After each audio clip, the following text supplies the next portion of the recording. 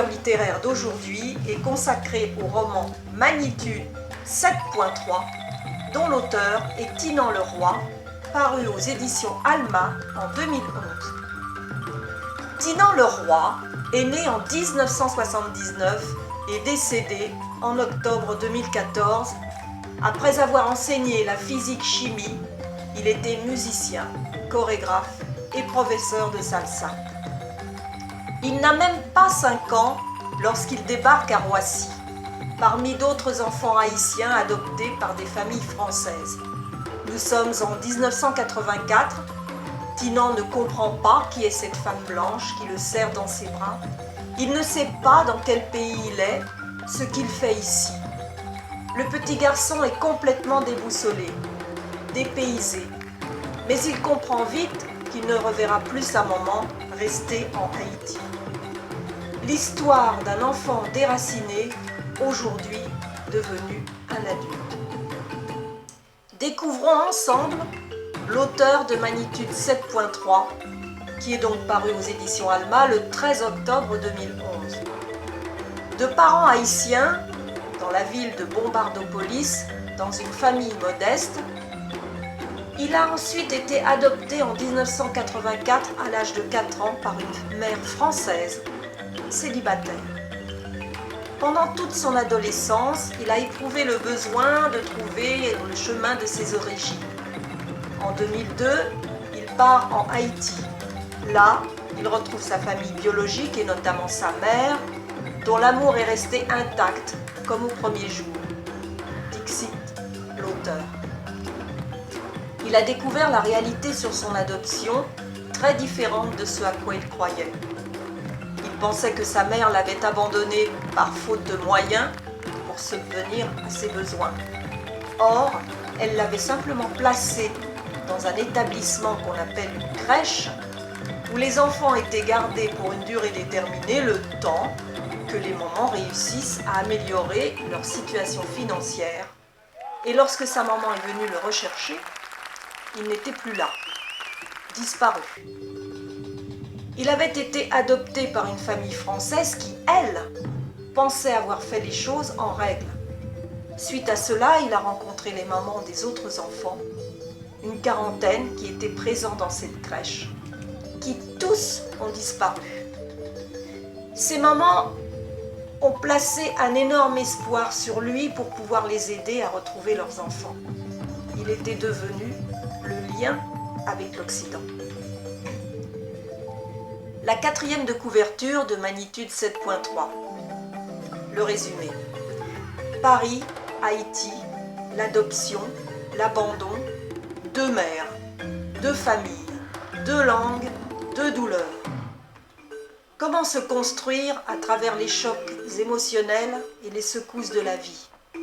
Christophe Leroy subit ces traumatismes dévastateurs dont naîtra Tinan Leroy, un autre lui-même.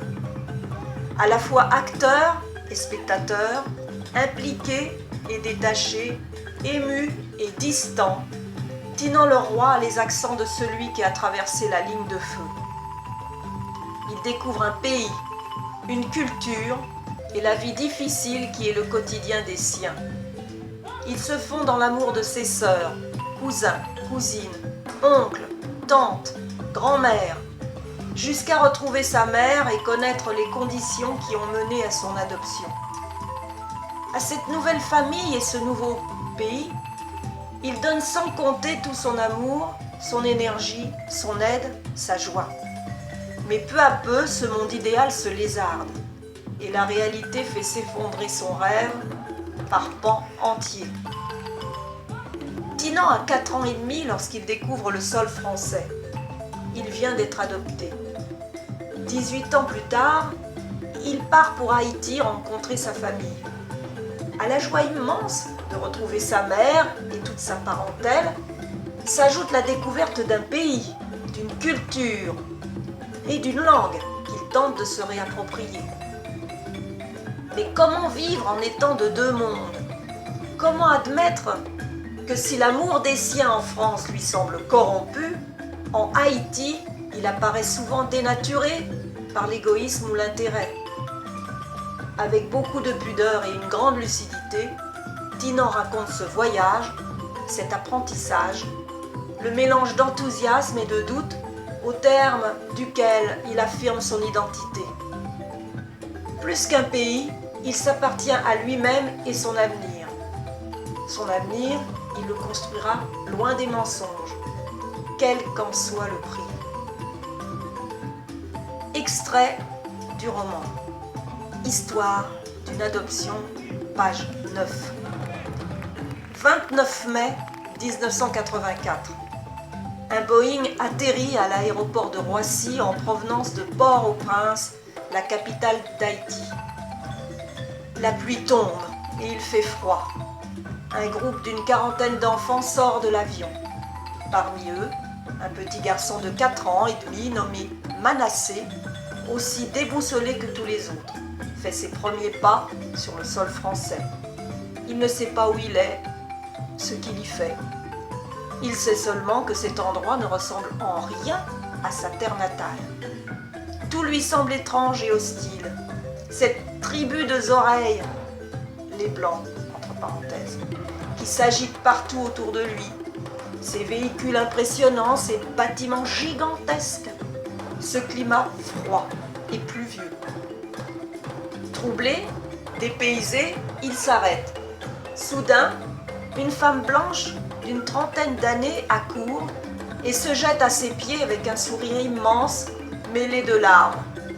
Elle le serre si fort dans ses bras qu'il se sent étouffé.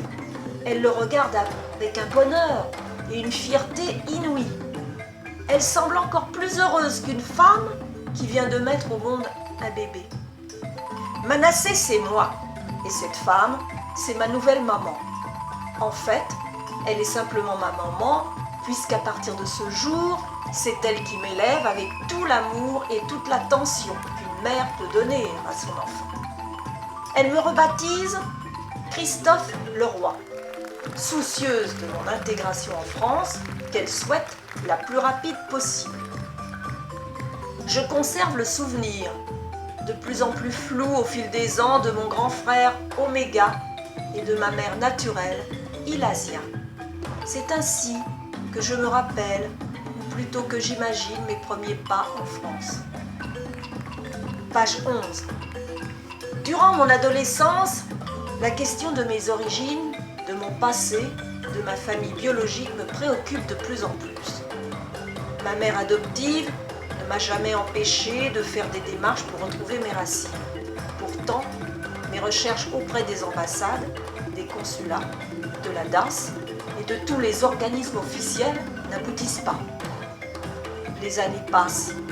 Le seul vestige de mon passé est un certificat d'adoption sur lequel figurent mes prénoms et noms haïtiens. Manassé Mérissin et ma ville natale, Bombardopolis. Ces informations sont déjà un précieux atout. Seule solution qui me reste, retourner un jour à Bombardopolis. Mais la situation politique en Haïti, malgré quelques périodes de calme, demeure dangereuse. Surtout pour un jeune touriste devenu parfaitement occidental et incapable de prononcer un mot en créole. Page 20. Après 36 longues heures de voyage depuis mon départ de Paris, je sors de l'aéroport de Port-au-Prince. Enfin, je marche sur le sol d'Haïti, ma terre natale que j'ai quittée 18 ans auparavant.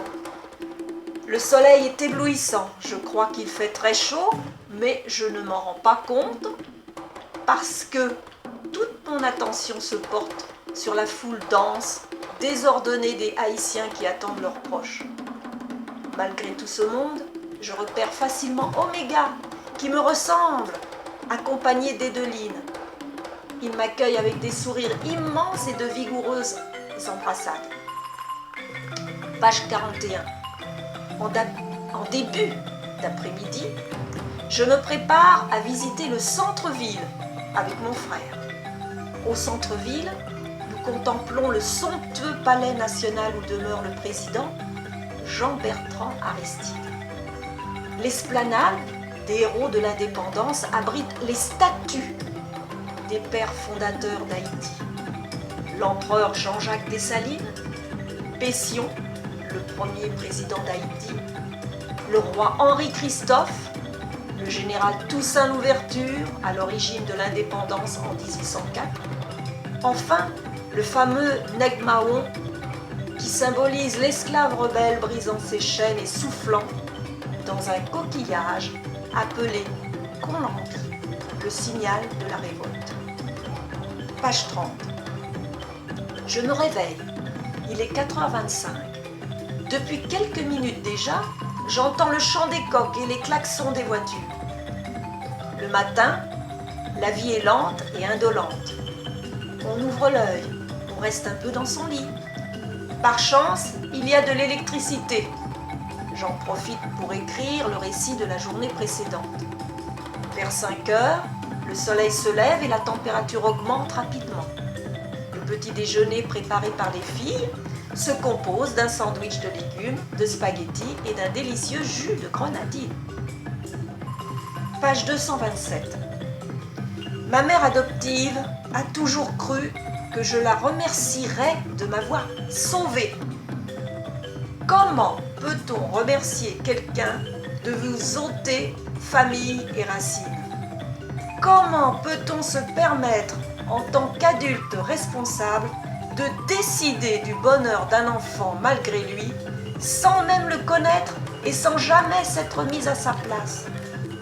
Comment peut-on prétendre que l'argent et un appartement parisien valent mieux que l'amour d'une mère? C'est absurde évidemment. L'adoption en soi est une idée insensée. Elle devrait être un palliatif de dernier recours, l'ultime solution avant l'euthanasie.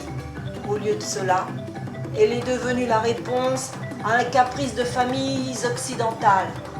On adopte pour soi, parce qu'on ne peut pas avoir d'enfant, parce qu'on cherche un cobaye pour projeter les regrets de son passé ou parce que ça fait bien de dire qu'on a sauvé un petit bronzé d'une mort presque certaine.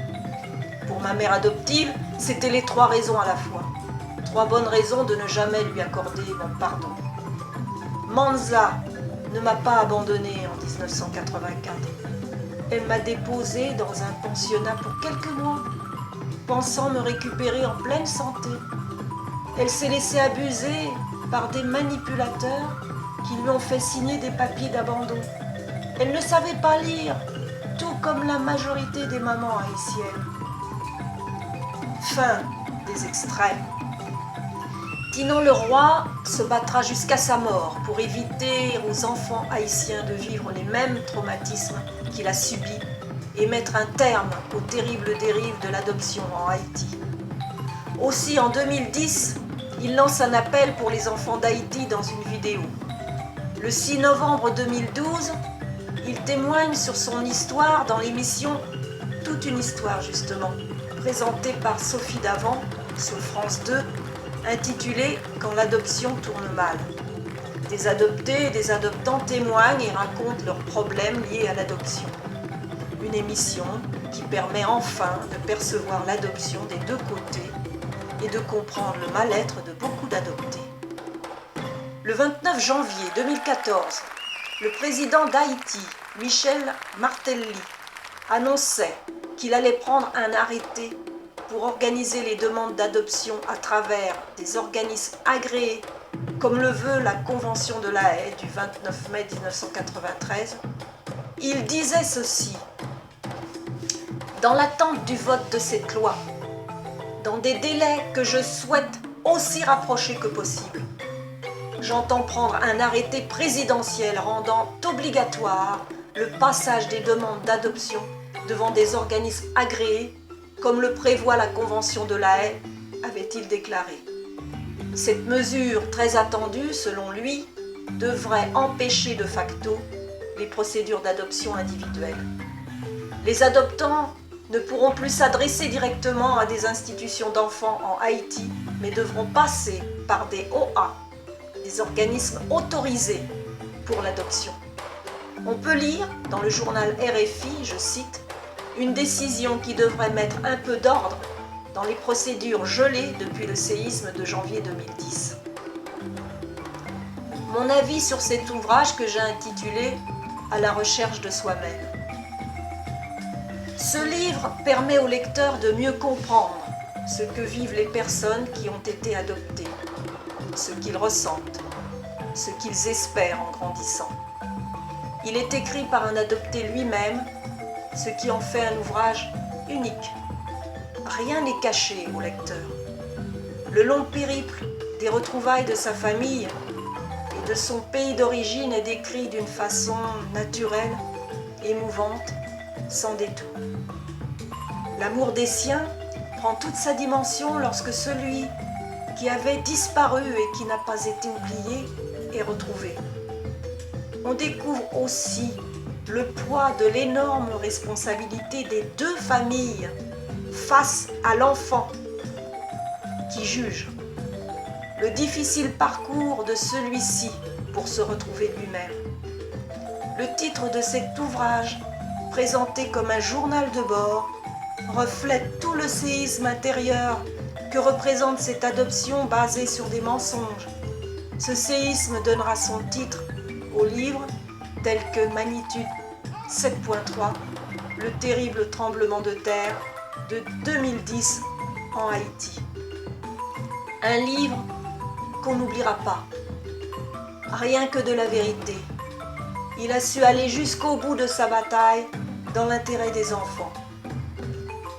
Son vécu m'a énormément touchée, d'autant que je l'avais rencontré et par la suite, nous sommes devenus des amis.